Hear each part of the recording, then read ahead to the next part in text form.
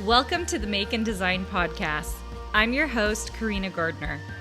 On this podcast, we're unraveling the everyday joys and dilemmas of design, making, and business. For makers who want to be designers and for designers who are makers, this is your inside scoop to help you grow your business and bring more creativity to your life. Hey guys, today we are going to be talking about being a creative. So the question I get often asked is, how do I know if I'm a creative? How do I know if I am someone who does things differently, okay?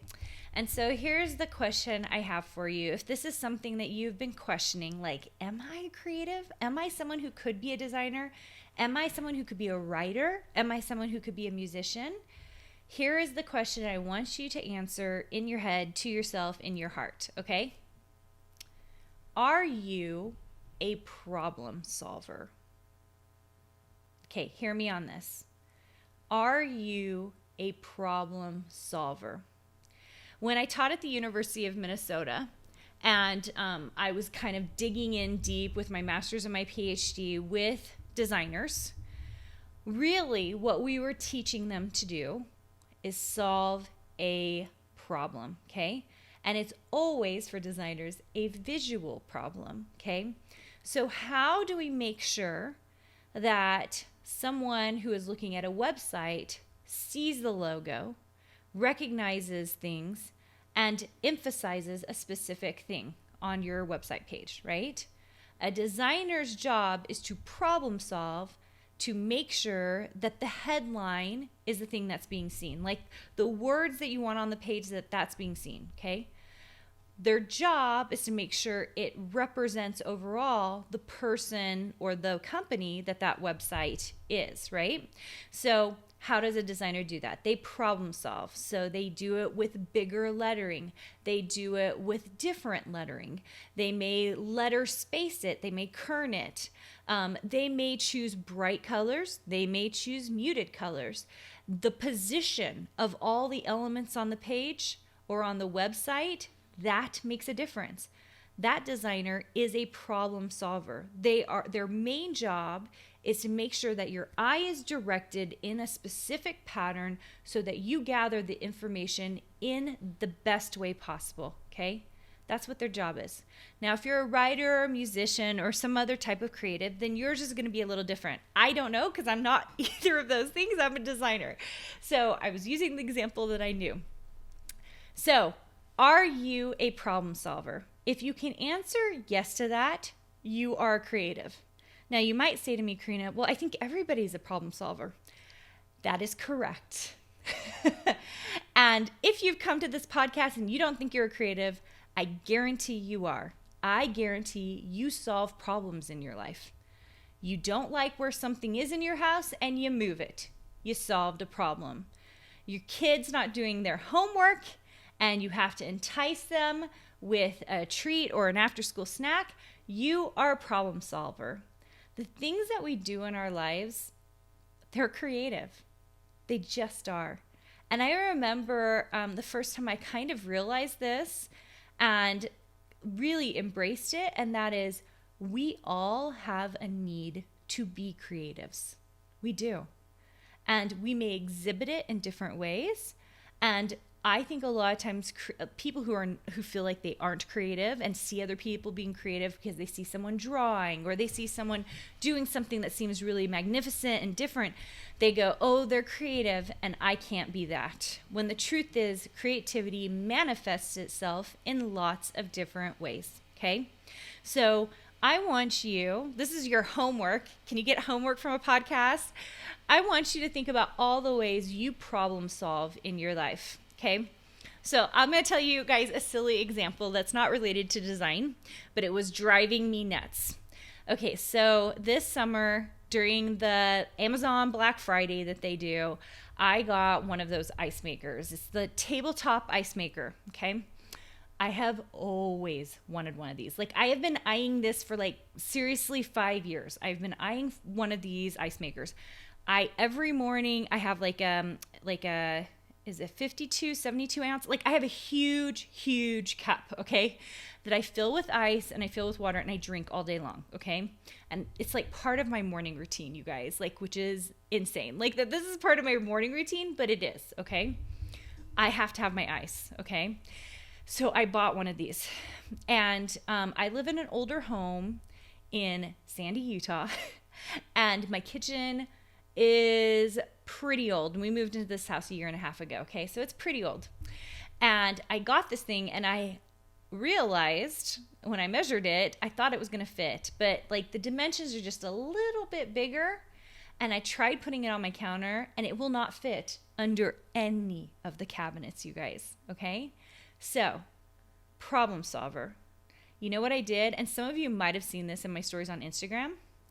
I cut away a shelf in my pantry to put it into my pantry because it is also loud. So I can close the door, I can't hear it, and that it had a place to go because I wasn't going to cut one of my cabinets to fit this machine, okay? So that was my first decision for problem solving. So here's what happened. A couple of months later, I realized like it's so difficult to get in there and put water in it. And it's just like it overhangs the shelf. So I was getting water on the floor, which meant I was mopping it up. My trash is in that pantry as well. It was difficult to get in there, to reach the ice. Like everything about it was difficult, okay? Now, I'm talking about an ice maker, you guys. This is like first world problems, okay? I'm just telling you how I solved the problem. So I was like, okay, there's got to be a better solution than the way I'm doing it right now. There's got to be, but I'm not ready to do my kitchen and it doesn't fit anywhere. So I was on Instagram and I saw someone had turned their pantry into like a butler pantry. Now my pantry is just a closet. It's a corner, it's got shelves, that's it, okay? And I saw that this girl had basically put in like a piece of marble and had tiled the back, okay? Now, I wasn't going to go that far, but as soon as I saw that, I was like, that is my solution, okay? Because when we have problems with things, you guys, what do? We, without even knowing it, unconsciously, we are looking for solutions. That's what I'm doing anyway. I'm always looking for solutions, okay? So I saw this and I was like, aha, I think I can do this myself because heavens knows I have not been able to get a contractor for my other projects. There was no way I was getting one for this project. And it was so simple. So I ordered an under mount, like a cabinet mounted trash can, okay, that would pull out and would go underneath the shelf. And then I went to Home Depot looking to buy a piece of something, stone of some sort, and the order, because it's such a small piece, was only like $300 and they have like a $900 minimum. I was like, I asked the lady, I was like, what would you do? What would you do in this situation? I mean, I could go and find a remnant somewhere, but like I want something quick. I just want to build this thing and be done. She was like, what about butcher block? And I was like, yes, thank you. So I went to the back. She helped me get a couple of pieces of butcher block. We went over. I didn't even cut it. Home Depot cut it for me. And they cut them to my correct dimensions because I brought all the dimensions with me. And I built a couple of extra melamine shelves underneath so it would all fit the trash can. And then I added the butcher block. And it was big enough that it overhangs so that my ice maker fits on it perfectly now. And the trash is underneath and it just pulls out. And so I'm not running into that. Okay. This is a long story of my pantry remodel, which was not even a big deal or even very pretty, but it made it more functional. It made it so much more functional. So now I actually have my crock pot on it as well. I have my ice maker on it and I have my KitchenAid on it. And then there's also a place now for me to actually put my cup while I'm putting ice into it, okay? The whole situation is so much more functional, okay? Even if I couldn't draw, even if I couldn't write, even if I couldn't do a lot of other things, that alone would make me a solution maker, a solution builder, right? Which makes me creative, all right? I hope that you embrace the inner creative that you are. I hope you recognize all the solutions that you are bringing into this world because heaven knows we need you. in all areas of life. We need solution builders, not people who are just spending a lot of time criticizing. I see this all the time. If you're a criticizer, go out of your way to become a problem solver, a solution builder. Because if you see the problems, then the next step is to act on it and try to make the world a little bit better. So I am so happy you came today. And for some of you, you guys have left me a review. I'm so grateful. If you like this podcast, you like the content in it, do me a favor and leave me a review. It is the life of doing something like this. And many of you know we do shorter podcasts and we do 3 a week, which is totally insane. We're very young still, but we have so many episodes for you to binge.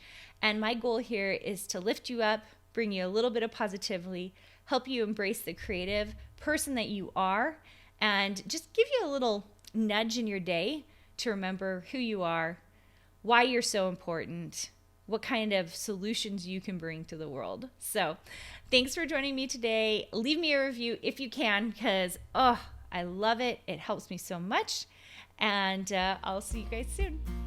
Hey, did you know that you can visit me at makeanddesign.com to learn more about this podcast and join my VIP group for weekly freebies? I can't wait to see you there.